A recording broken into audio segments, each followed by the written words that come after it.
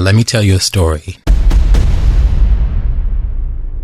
War is upon us. It touches each one of us. It affects all of us. Killing, maiming, starving, thirsting. War enters our eyes and descends into our souls. It permeates the marrow, disturbing our senses. War is upon us, and now is the time to remember the pages of our history and to revisit the words that can either wound or heal. So let us roll it back, brothers and sisters, more than just a few years ago, rewinding to the decade that brought us the term Black Power and the consciousness it carries. Now, walk with me to the once upon a time year of 1967.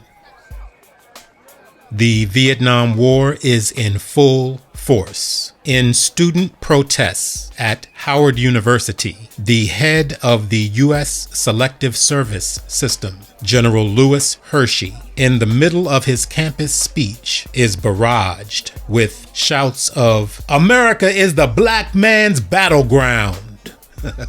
Say it loud. 1967, military officer and politician Etienne Ayadema Nasingbe leads a coup in the West African country of the Togolese Republic. Elsewhere in Africa, Brigadier General David Lansana, commander of the armed forces, overthrows the government of the Republic of Sierra Leone in a bloodless military coup. The 1967 Arab-Israeli War, also known as the Six-Day War, a battle between the 18-year-old state of Israel and the Arab states of Egypt, Syria, and Jordan, breaks out in June of that year, killing an estimated 20,000 Arab men, women, and children, also leaving nearly 1,000 Israelis dead on the battlefield. An estimated 280,000 to 325,000 Palestinians fled or were expelled from the Jordanian-annexed West Bank, which Israel seized during the war, along with the Gaza Strip, the Egyptian Sinai Peninsula, the Syrian Golan Heights, and shortly thereafter, East Jerusalem.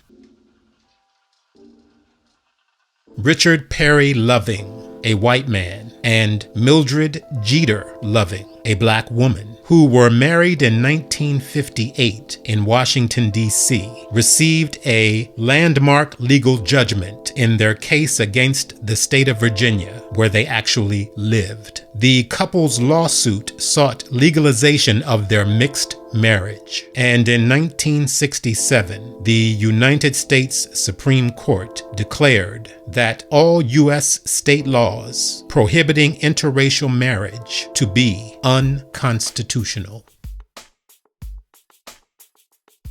U.S. President Lyndon B. Johnson nominates, and the U.S. Senate confirms Solicitor General Thurgood Marshall as the first African-American justice of the United States Supreme Court.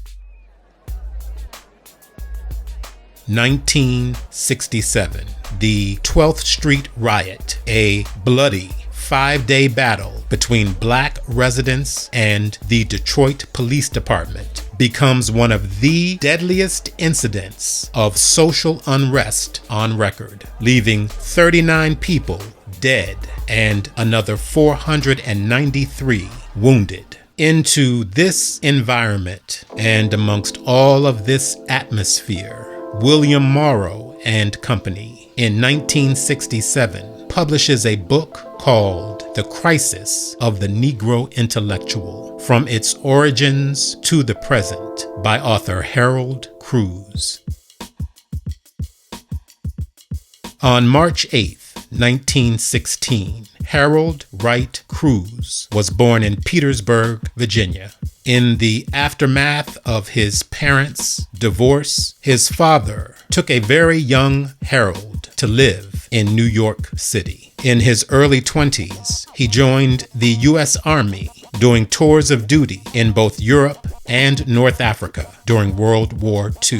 In 1947, at age 31, Mr. Cruse joined the Communist Party and remained a member for several years. In the Washington Post obituary, published 5 days after his death, reporter Adam Bernstein writes of Harold Cruse, quote, "After Army service during World War II, he attended the George Washington Carver School, a Harlem institution run by the poet Gwendolyn Bennett, where he heard civil rights leader W.E.B. Du Bois lecture. He regarded the school as the Communist Party's cultural base in Harlem. He had a short stint writing for the communist newspaper, The Daily Worker, and failed in his attempts as a playwright. He visited Cuba in 1960 as part of a delegation of Black intellectuals, wrote for newspapers and magazines, and taught Black history for the Black Arts Repertory Theater School,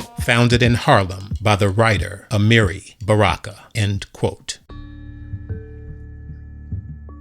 So with all of that being said, brothers and sisters, let us now climb these crystal stairs, enter the great library of knowledge, get these pages, work through these words, and study their meanings so that we know more, do more, and become more than we have ever been up to this moment. The goal, as ever, is wisdom.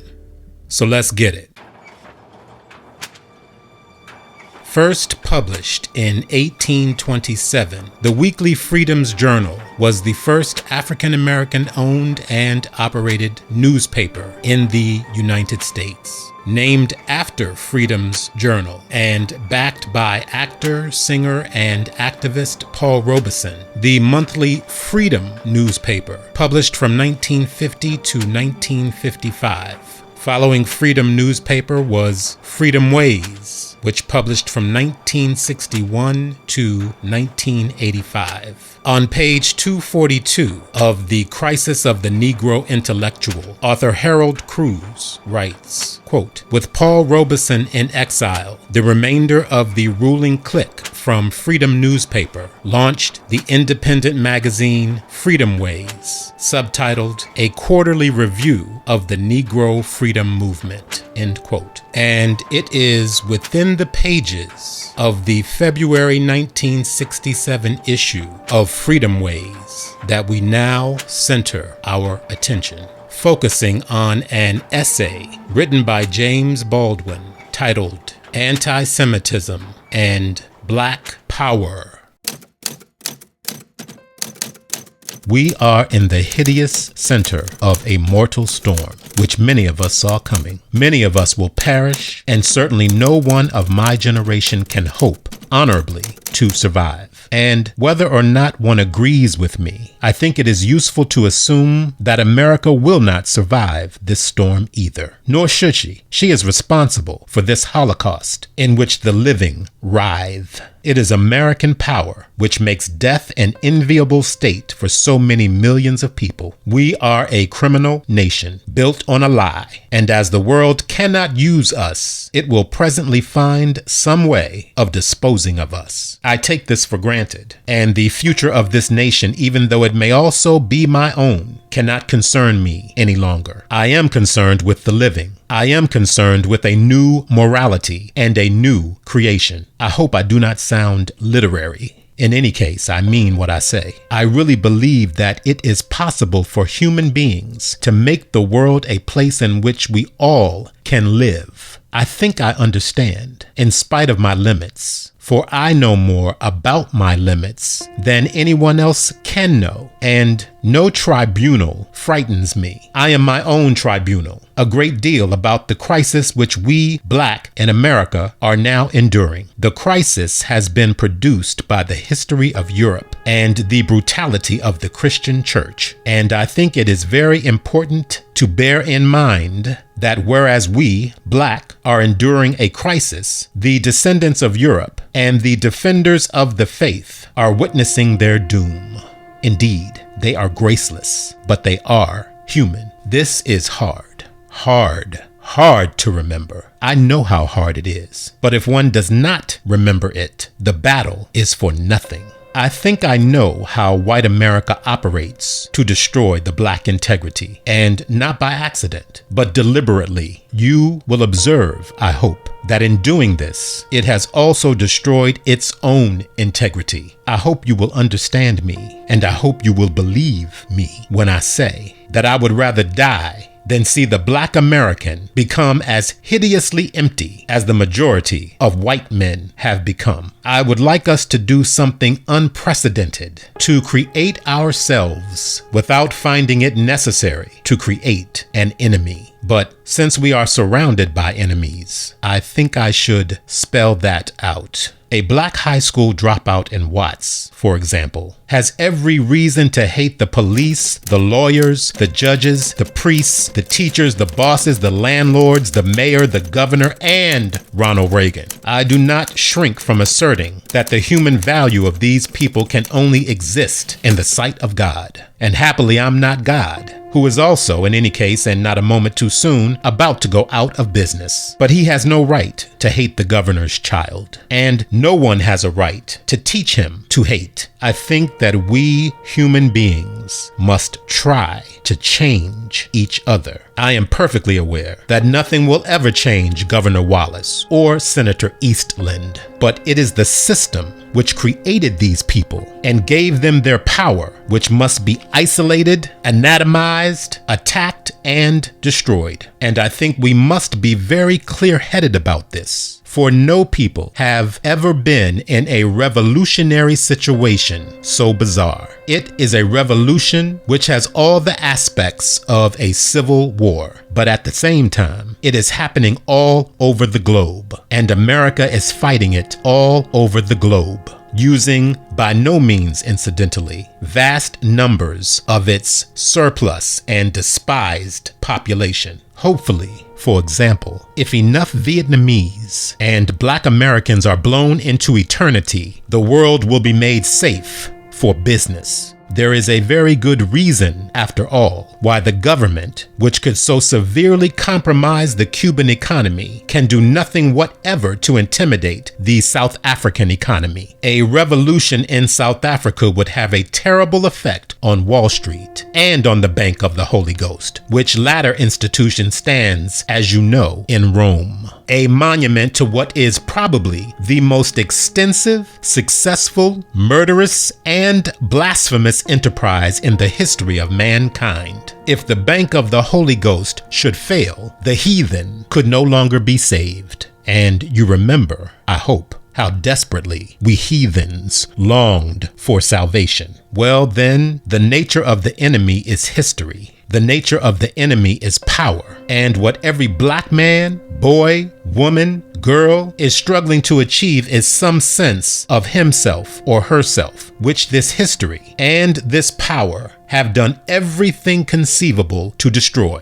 But let us try to be clear. Black power is not a mystical or a poetic concept, for example. It is simply a political necessity. It has nothing to do with bad guys or good guys, and it really has nothing to do with color. Black arts has nothing to do with color either. It is an attempt to create a Black self-image which the white republic could never allow. It is an attempt to tell the truth about Black people to Black people, because the American Republic has told us nothing but lies. But the Republic has told itself nothing but lies. If one accepts my basic assumption, which is that all men are brothers, simply because all men share the same condition, however different the details of their lives may be, then it is perfectly possible, it seems to me, that in recreating ourselves, in saving ourselves, we can recreate and save many others, whosoever will. I certainly think that this possibility ought to be kept very vividly in the forefront of our consciousness. The value of a human being is never indicated by the color of his skin. The value of a human being is all that I hold sacred. And I know that I do not become better by making another worse. One need not read the New Testament to discover that. One need only read history and look at the world. One need only, in fact, look into one's mirror. The specific reason for this rather long letter is the series of articles concerning the Jew in Harlem in Liberator magazine. I think it is most distinctly unhelpful, and I think it is immoral to blame Harlem on the Jew. For a man of editor Dan Watts's experience, it is incredibly naive. Why, when we should be storming capitals, do they suggest to the people they hope to serve that we take refuge in the most ancient and barbaric of the European myths? Do they want us to become better? Or do they want us, after all, carefully manipulating the color black, merely to become white? James Baldwin, 1967. Anti-Semitism and Black Power, written for the Readers Forum of Freedomways, a quarterly review.